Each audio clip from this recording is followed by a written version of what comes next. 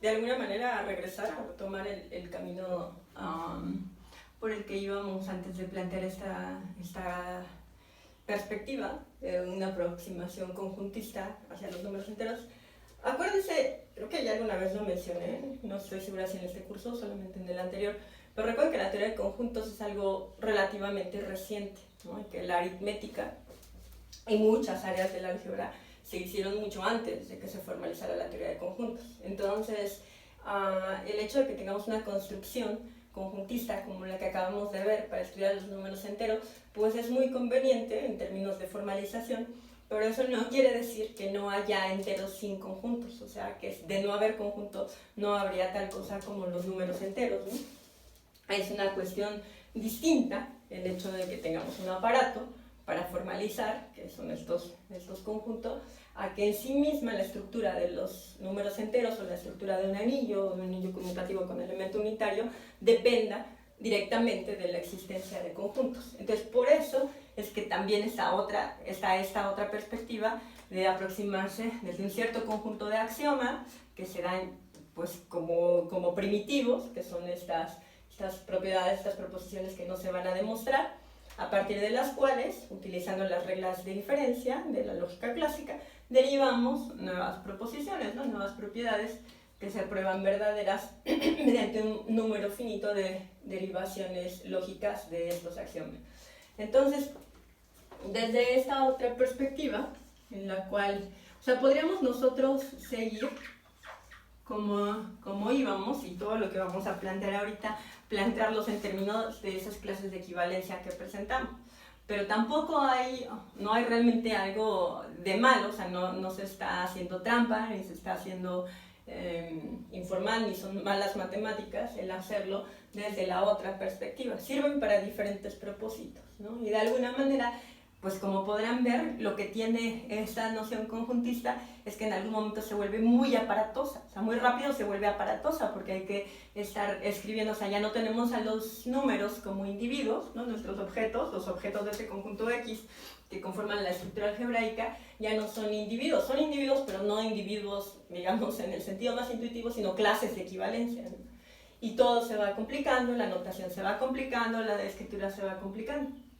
Pero es importante que tengan presente que este tipo de formalización se puede hacer y que nos lleva a demostrar que de alguna manera estas cosas que vemos desde esa perspectiva están bien fundamentadas. Entonces, este axioma 9 nos dice que dados dos elementos en un anillo, o sea, vamos a recuerden que nosotros lo que estábamos diciendo es que un anillo, antes de pasar a la construcción de los enteros, va a ser una cierta estructura algebraica que podemos describir como una tercia ordenada que está compuesta por un cierto conjunto, una cierta suma que podemos definir de diferentes maneras, un producto que podemos definir de diferentes maneras. Les decía, por ejemplo, el producto de matrices, ¿no? El producto de matrices es distinto que el producto de números, funciona de manera distinta. Ahorita vimos otro ejemplo con la definición del producto, que no es nada más el producto como lo entiendes, no, tiene que tener una definición. Entonces, estas dos operaciones binarias y este conjunto, de esta manera, conforman la estructura que da el anillo, ¿no? Y bueno, teníamos enlistados nuestros 8 axiomas de lo que era ser un anillo conmutativo con elemento unitario, en el cual decíamos, si no se cumple el axioma que dice que hay un neutro multiplicativo, o el axioma que dice que la multiplicación es conmutativa, de todas maneras, y se satisfacen el resto, de todas maneras sigue siendo un anillo. Entonces este axioma es un axioma adicional que dice lo siguiente. También va a ser uno que no es necesario para anillos, y ahorita vamos a ver cómo probamos eso. Entonces, dados dos elementos, dados X y Y, bueno, mejor A y B, dados A y B, en el conjunto este, que conforma un anillo, en X, en ese conjunto, dados A y B en X, donde X es el conjunto del anillo A,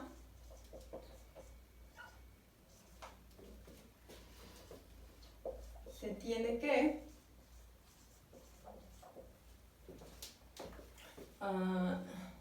si A por B con el producto este del anillo es igual a 0, donde 0, acuérdense, le estamos poniendo 0 como por convención, pero de hecho lo habíamos llamado n, ¿no? Llamamos n al neutro aditivo. Si a y b es igual a n, y le ponemos donde n es el neutro aditivo,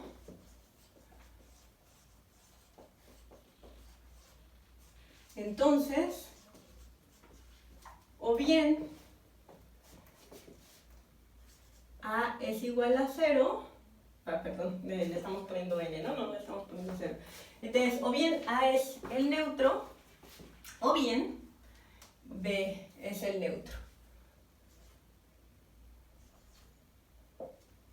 O b es igual a n, ¿no? O los dos, pues, o a es n o a es 0, pero si lo quieren empezar en términos de 0, ese axioma nos dice que el producto de dos números en un anillo es igual a 0 si y solo si alguno de los dos, al menos uno de los dos es 0, ¿no? Si los dos son 0, pues en particular uno de los dos es 0. Entonces, bueno, eso es lo que nos dice el axioma 9. Si lo pensamos en términos de la contrapositiva, recuerden que la contrapositiva de un condicional es, ¿no? Si el condicional dice que P entonces Q, que P implica Q, la contrapositiva dice que no Q implica no P, ¿no? Estas dos son lógicamente equivalentes, es otra forma. Si hacemos esto lo vimos en nuestro curso de Álgebra Superior 1, algunas personas sé que no lo ven, pero basta hacer las tablas de verdad y hay otras formas de probar la equivalencia lógica de estas dos expresiones. Pero el chiste es que en términos de la contrapositiva,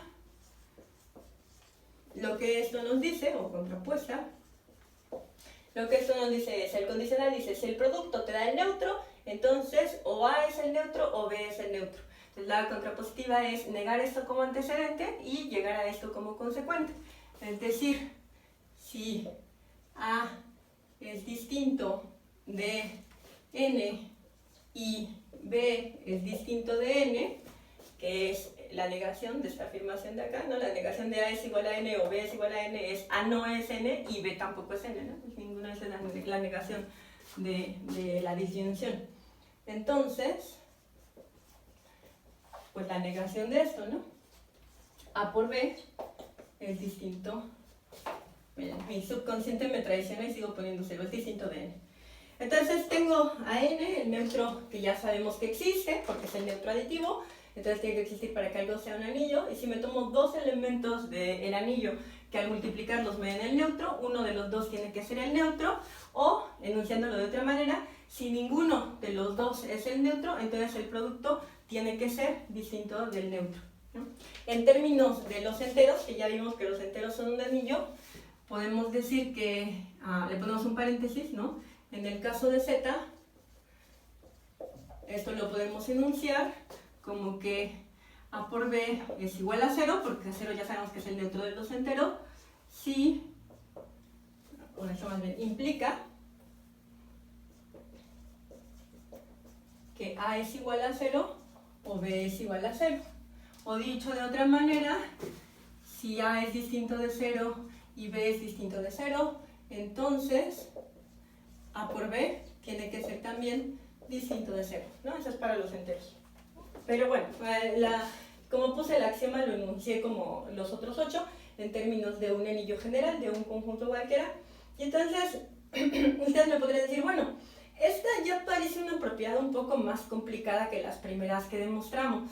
Entonces, esta propiedad que parece más complicada, ¿cómo sé que es realmente un axioma? ¿No? Y vamos otra vez como a la cuestión de los fundamentos y de la parte más formal y de la teoría del conjunto. ¿Qué lo hace ser un axioma y no una proposición? Bueno, lo que hace los axiomas, el axioma, es su papel privilegiado dentro del sistema formal. Es que esos, en particular esas proposiciones, los axiomas, no se demuestran. Entonces no se demuestran porque no se pueden derivar de los axiomas, ¿no? Por definición de axioma. Entonces, para demostrar que esto efectivamente es un axioma, la manera que tengo que se hace, pues para hacer algo como eso, es mostrar que es independiente de los otros 8. ¿Y qué quiere decir que sea independiente de los otros 8? Y eso va a pasar con cualquier axioma de los que hemos enlistado, ¿no? Con respecto a los otros. quiere decir que es posible encontrar un caso en el cual se satisfacen los otros 8 y no se satisface esto. Si eso pasa, o sea, si esto fuera, a ver si me explico, si esto fuera una consecuencia de los axiomas de anillo, que ya vimos, pues esto se pudiera derivar de los axiomas de anillo, entonces cualquier cosa que fuera un anillo tiene que cumplir esto. No puede pasar que algo sea un anillo y no cumpla esto. ¿Por qué? Porque esto se deriva lógicamente del resto. Entonces, una manera de probar que es un axioma es dar un contraejemplo a eso que acabo de describir. Es decir, encontrar algo que satisfaga los otros 8 axiomas y que no satisfaga el axioma 9. Si encuentro ese algo, eso ya prueba que este no se deriva de los anteriores, ¿no? Porque al satisfacer los otros 8, si este se derivara, este ejemplo debería satisfacer el 9. Entonces, todo lo que necesito para ver que es un axioma, es decir, que es independiente de los otros axiomas que he enunciado, es dar un contraejemplo de algo que no lo satisfaga y que sí satisfaga a los demás. Es decir, dar un anillo conmutativo con elemento unitario que no satisfaga el axioma 9. Y eso es relativamente fácil. Entonces, este es un ejemplo que ya me perdí en la numeración de ejemplos, pero bueno, ahí le ponen, ¿no?, el número que le corresponda. Entonces, el ejemplo, ¿un ejemplo de qué? Es un ejemplo de que el axioma 9 es independiente, esto quiere decir lógicamente independiente, es decir, no se deriva de los axiomas 1 al 8, ¿no?, que enunciamos al principio. Entonces, un ejemplo de que es independiente es dar a alguien que satisfaga del 1 al 8 y que no satisfaga a 9. Eso implica automáticamente que ese no se deriva de aquellos. Entonces, consideren el siguiente anillo. Entonces, vamos a tomar un ejemplo de algo que sea anillo conmutativo con elemento unitario y que no satisfaga el axioma 9. Entonces, sea X, necesitamos un conjunto, ¿verdad? Para hacer un anillo necesitamos un conjunto. Entonces, que X sea el conjunto que tiene a los números 0, 1, 2 y 3. Y necesito, como ya sabemos, dos operaciones, porque para tener un anillo necesito un conjunto y dos operaciones. Entonces, vamos a ponerle sus operaciones. Estos, ya ven que hice unos ejemplos cuando estábamos viendo esto, pero no había hecho este, creo que había hecho el de 0, 1, 2 y el de AB, ¿no?, el conjunto que tiene AB. Vamos a hacer este. Entonces, tenemos que definir una suma y tengo que sumar a 0, 1, 2 y 3 de todas las formas posibles con 0, 1, 2 y 3, ¿no? 2, 3, y eso lo puedo hacer con una tabla de estas que ya hemos hecho anteriormente. Y entonces voy a definir la suma como 0 más 0 es 0, 0 más 1 es 1, 0 más 2 es 2, 0 más 3 es 3, 1 más 0 es 1, 2 más 0 es 2, 3 más 0 es 3, 1 más 1 es 2, 1 más 2 es 3, y 3 más 1 es 0. Después 2 más 1 es 3, 2 más 2 es 0, 3 más 2 es 1, y 1 más 3 es 0, 2 más 3 es 1, y 3 más 3 es 2.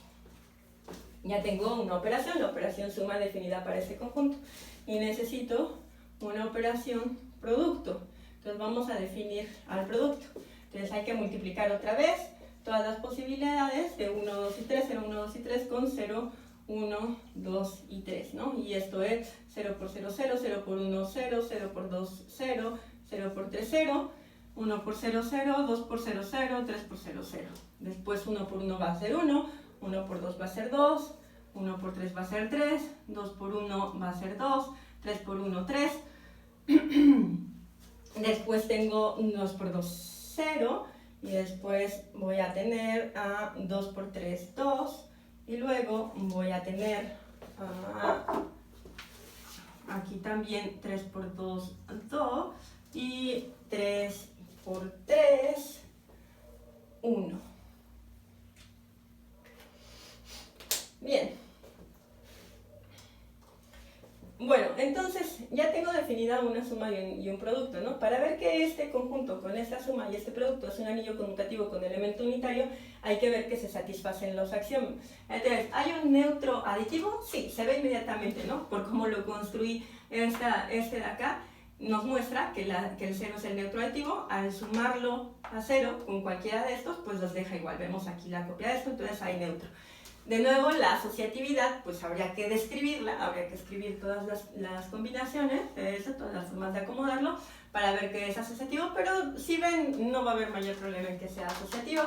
Es conmutativa. La vez pasada, para ver la conmutatividad, hice otro razonamiento, pero fíjense que la conmutatividad se puede ver muy fácilmente en la simetría de esta tabla, ¿no? Ahora que vimos a Z cruz Z, que vimos a N cruz N con sus clases de equivalencia, vemos cómo la simetría nos dice alguna cosa. ¿Qué nos dice que esta tabla sea simétrica? Que cuando sumo estos a estos en el primer factor, pues obtengo estos resultados, ¿no? Los que están en este triángulo. Y el triángulo de aquí abajo, incluida la diagonal, pues es el resultado de sumar a estos primero, después con estos. Pero como son simétricos, fíjense, ¿qué quiere decir? Pues quiere decir que 2 más 1 es 3, pero también 1 más 2 es 3, ¿no? Tengo el 3 en una posición simétrica con respecto a la diagonal. Entonces los podría hacer, pero ahí se ve claramente que la suma es conmutativa. Ahora, hay inverso. ¿Qué quiere decir que haya inverso? Que haya inverso quiere decir que para cada elemento haya uno que me dé el neutro. ¿Cómo se ve eso en esa tabla? Véanla y piénsenle tantito. Se ve de la siguiente manera. ¿Qué quiere decir que cada uno tenga inverso? Quiere decir que el 0 aparece al menos una vez en cada renglón y en cada fila, ¿no? En cada renglón y en cada columna. Eso quiere decir que tenga el inverso. Entonces me fijo en el 0 de cada renglón o de cada columna, como quiera, ¿no? El inverso también tiene que ser conmutativa, la suma es conmutativa. Entonces, por ejemplo, aquí está 0. Entonces, el inverso de 0 es 0. Luego, aquí está 0. ¿Quién es el inverso aditivo de 3? 1, ¿no? Que el 0 esté aquí es 1 más 3 es 0. Como 0 era el neutro, pues el inverso de 1 es 3, el inverso de 3 es 1. El inverso aditivo. Claramente el inverso de 3 es 1, ¿no? 3 más 1 también es 0, aquí está. ¿Quién es el inverso de 2? Aquí tengo el 0. El inverso aditivo de 2 es 2, porque 2 más 2 es 0. Este es su inverso aditivo. El inverso aditivo de 3, como ya dijimos, pues es 1. Aquí está. Entonces, también hay inversos aditivos. Ahora, para la multiplicación. La multiplicación podemos ver, bueno, de nuevo, la asociatividad habría que checarla. Hay que ver si la multiplicación es conmutativa. Claramente la multiplicación es conmutativa. Vean el mismo razonamiento. Esta tabla es simétrica respecto a la diagonal. O sea, al multiplicar estos por estos, obtengo lo mismo que al multiplicar estos por estos, ¿no? El triángulo de arriba es como el triángulo de abajo, es la reflexión del triángulo de abajo. Entonces, por ejemplo, 2 por 1 es 2, porque también tengo acá que 1 por 2 es 2, ¿no? Está en simétrico. Entonces, la multiplicación es conmutativa, es asociativa, y además hay neutro. Hay neutro multiplicativo. ¿Cómo sé que hay neutro multiplicativo? Pues miren, esta de acá, 0, 1, 2, 3, está copiada aquí, ¿no? Esta de acá es lo mismo que esta de acá. Eso prueba que hay neutro multiplicativo. ¿Por qué? Porque estos multiplicados por 1 se quedan igual. Y bueno, ese claramente es conmutativo, la multiplicación es conmutativa. Esta columna de aquí es esto de acá, ¿no? 0, 1, 2, 3, 0, 1, 2, 3, que es justo multiplicar por 1. Entonces, y la distributividad, pues igual, habrá que checarla por casos. Pero si se satisface, entonces, ¿qué tenemos? Tenemos que este conjunto con esta suma y esta multiplicación constituye un anillo conmutativo con elemento unitario. Y como les decía, ¿esto qué es? Es un ejemplo de la independencia de 9, o sea, un ejemplo de que se pueden satisfacer los otros 8 y no 9, de tal manera que 9 no puede ser consecuencia lógica de los axiomas del 1 al 8. Entonces vamos a ver que no se satisface. ¿Qué quiere decir no satisfacer 9? 9 dice, siempre que tengas que el producto de 2 es 0, entonces al menos uno de los dos tiene que ser 0. O bien, dos números distintos de 0 no te pueden dar 0 como su producto.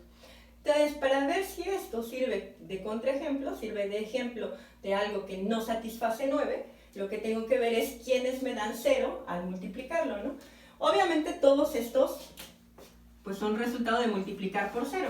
Pero aquí está bien, porque aquí siempre uno de los factores va a ser 0. Este 0 es el resultado de 0 por 0, este 0 es el resultado de 0 por 1, este 0 es el resultado de 2 por 0, este es el 3, etc. Entonces todos estos satisfacen que uno de los dos factores al menos es igual a 0. Y entonces, ¿cómo vemos que no se satisface 9? Porque miren, aquí hay un 0, por aquí volando, que no cumple con esta condición, ¿no? De que al menos, porque todos aquellos que tienen al menos en uno de los dos factores 0 cuando los multiplico, están o bien en esta columna o bien en esta fila. Este no está ni en esa fila ni en esa columna. Entonces, ¿qué podemos ver? Que 2 por 2 es igual a 0. ¿no? Con este conjunto y estas dos operaciones que ya vimos que satisfacen los axiomas de anillo conmutativo con elemento unitario. Entonces 2 por 2 es igual a 0 y claramente 2 es distinto de 0, ¿no? Porque 2 no es el neutro es el 0. Entonces no es una cosa nada más de símbolos, ¿no? El número ahí adentro, el objeto este, no es el 0 porque no hace las funciones de 0, no es el neutro aditivo. Entonces 2 por 2 es igual a 0 y 2 es distinto de 0. Ninguno de los dos factores es igual a 0, por lo tanto no se cumple esto de acá. Tengo dos cosas que no son 0 y que me dan 0. O bien tengo el producto de algo que es 0 en donde ninguna de las dos es igual a 0. Entonces no satisface el axioma 9. Esto que tengo aquí es un ejemplo de un anillo conmutativo con elemento unitario que no satisface el axioma 9. Por lo tanto, el axioma 9 es independiente. Esto quiere decir que hay anillos conmutativos con elemento unitario que no cumplen con el axioma 9. Así como teníamos anillos que no son conmutativos, que les decía un contraejemplo para eso, para ver que la conmutatividad es independiente, es el anillo de las matrices de n por n. Las matrices de n por n, multiplicar de un lado y multiplicar del otro no es la misma cosa, ¿no? Entonces, ¿cómo se va a llamar esta nueva estructura? Definición. Y de nuevo a la próxima clase consultan qué número voy, pero ahorita no me acuerdo, entonces vamos a poner la definición de aquí. Si es un anillo conmutativo con elemento unitario,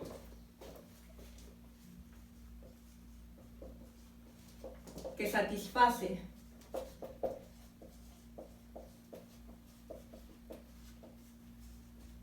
el axioma 9, decimos que A es un dominio entero.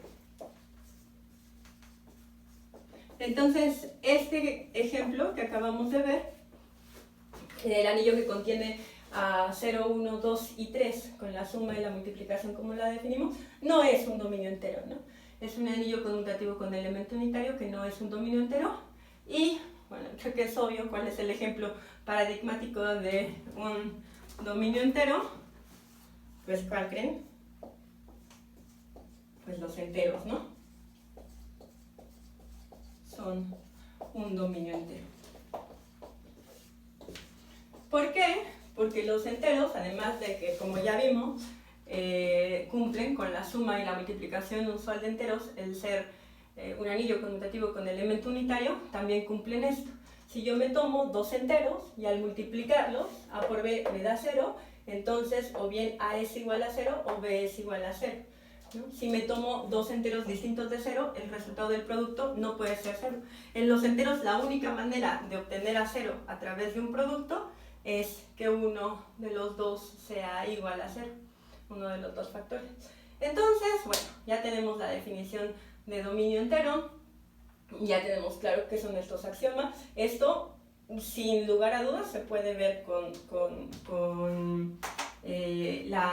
las definiciones que vimos a partir de la construcción conjuntista, ¿no? Porque tenemos nuestra definición de producto, tenemos la definición de neutro, sabemos que el neutro es la clase de equivalencia que tiene a las parejas de la identidad de n cruz n, y entonces se puede definir esto en términos, ¿no? Pero si lo ven, se pueden imaginar que va a ser una descripción sumamente amplia. Bueno, esto es hasta aquí, vamos a dejarlo hasta aquí, y la próxima clase a demostrar algunas otras propiedades. Entonces, nos vemos hasta la próxima.